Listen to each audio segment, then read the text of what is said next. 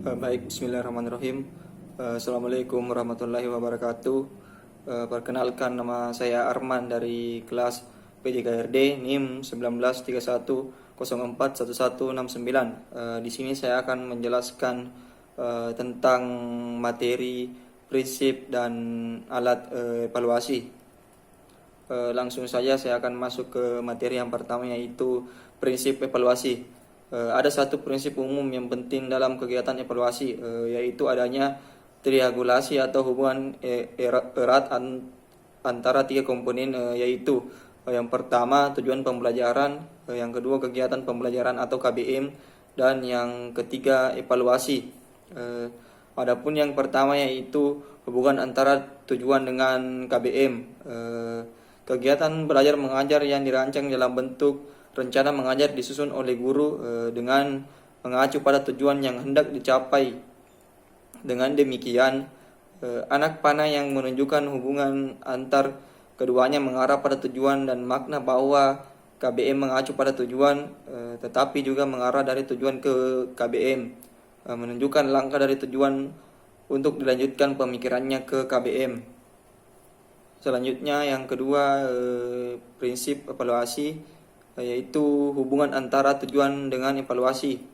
Evaluasi adalah kegiatan pengumpulan data untuk mengukur sejauh mana tujuan sudah tercapai. Dengan makna demikian, maka anak panah berasal dari evaluasi menuju ke tujuan. Di sisi lain, jika dilihat dari langkah dalam menyusun alat evaluasi yang mengacu pada tujuan yang sudah dirumuskan. Selanjutnya yang ketiga, hubungan antara KBM dengan evaluasi.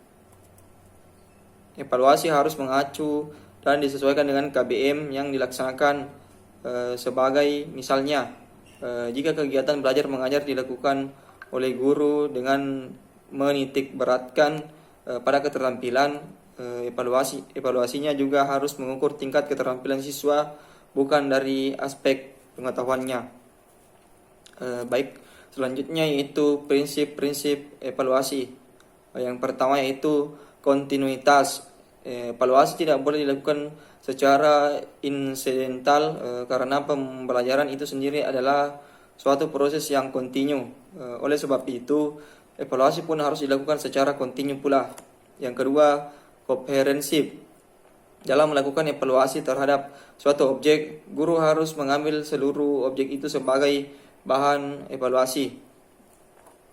Selanjutnya yang ketiga itu adil dan objektif.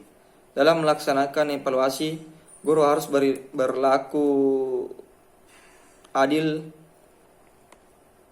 dan tanpa pilih kasih kepada semua peserta didik. Guru hendaknya bertindak secara objektif apa adanya sesuai dengan kemampuan peserta didik. Dan yang keempat yaitu kooperatif. Dalam kegiatan evaluasi, hendaknya guru bekerja sama dengan semua pihak seperti orang tua peserta didik, sesama guru, kepala sekolah, termasuk dengan peserta didik itu sendiri. Yang kelima, praktis. Praktis mengandung arti mudah digunakan baik oleh guru itu sendiri dengan menyusun alat evaluasi maupun orang lain yang akan menggunakan alat tersebut. Baik, selanjutnya saya akan melanjutkan. Menurut Sudijono, evaluasi hasil belajar dikatakan terlaksana dengan baik apabila dalam pelaksanaannya senantiasa berpegang pada tiga prinsip, yaitu yang pertama, prinsip keseluruhan. Prinsip keseluruhan dikenal dengan istilah prinsip komprehensif. Prinsip komprehensif dikatakan terlaksana dengan baik apabila evaluasi tersebut dilaksanakan secara bulat, utuh, atau menyeluruh. Evaluasi hasil belajar dapat mencakup aspek yang menggambarkan perkembangan atas perubahan tingkah laku yang terjadi pada diri sendiri atau peserta didik sebagai makhluk hidup. Selanjutnya, prinsip kesinambungan. Prinsip kesinambungan dikenal dengan istilah prinsip kontinuitas.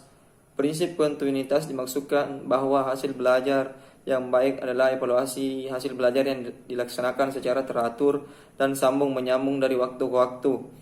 Evaluasi hasil belajar dilaksanakan secara berkesinambungan agar pihak evaluator dapat memperoleh kepastian dan kemantapan dalam menentukan langkah-langkah dan merumuskan kebijaksanaan untuk masa depan serta memperoleh informasi yang dapat memberikan gambaran mengenai kemajuan atau perkembangan peserta didik.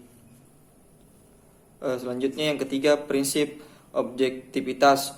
Prinsip objektivitas mengandung makna bahwa evaluasi hasil belajar dapat dinyatakan sebagai evaluasi yang baik apabila dapat terlepas dari faktor-faktor yang sifatnya subjektif. Saya akan melangkah ke selanjutnya, yaitu alat evaluasi. Alat adalah sesuatu yang dapat digunakan untuk mempermudah seseorang dalam melaksanakan tugas atau mencapai tujuan secara lebih efektif dan efisien. Kata alat biasa disebut juga sebagai istilah instrumen.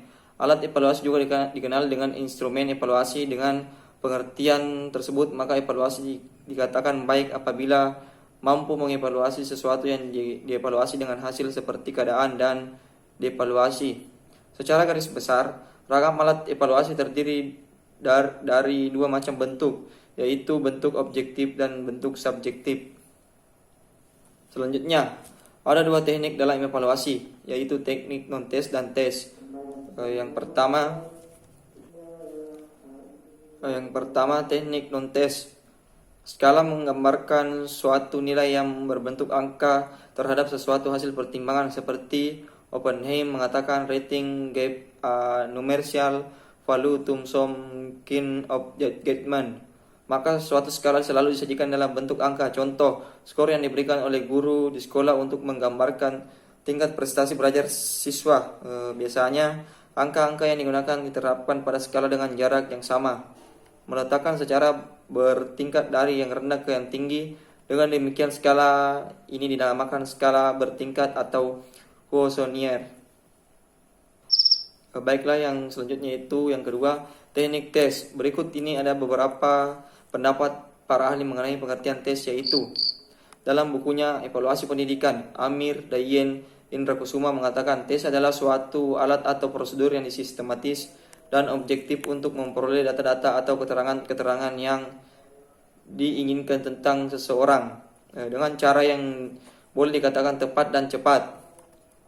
Dalam bukunya Teknik-Teknik Evaluasi, Mukhtar Bukhari mengatakan tes adalah suatu percobaan yang diadakan untuk mengetahui atau ada tidaknya hasil-hasil pelajaran tertentu pada seorang murid atau sekelompok murid. Selanjutnya, tes terutama digunakan untuk menilai kemampuan siswa yang mencakup pengetahuan dan keterampilan sebagai hasil kegiatan belajar mengajar. Intinya dari segi pelaksanaan, tes terdiri dari yang pertama yaitu tes tertulis atau written test. Tes tertulis merupakan suatu alat penilaian yang dijawab oleh siswa yang meliputi tes bentuk uraian, yaitu semua bentuk tes yang pertanyaannya membutuhkan jawaban dalam bentuk uraian. Tes tersebut berbentuk uraian menuntut kemampuan siswa untuk mengorganisasi dan merumuskan jawaban dengan kata-kata sendiri. Selanjutnya yaitu tes bentuk objektif, yaitu semua bentuk tes yang mengharuskan siswa memilih di antara kemungkinan jawaban yang telah disediakan, memberi jawaban singkat atau mengisi jawaban kolom titik-titik yang tersedia. Selanjutnya yang kedua, tes lisan.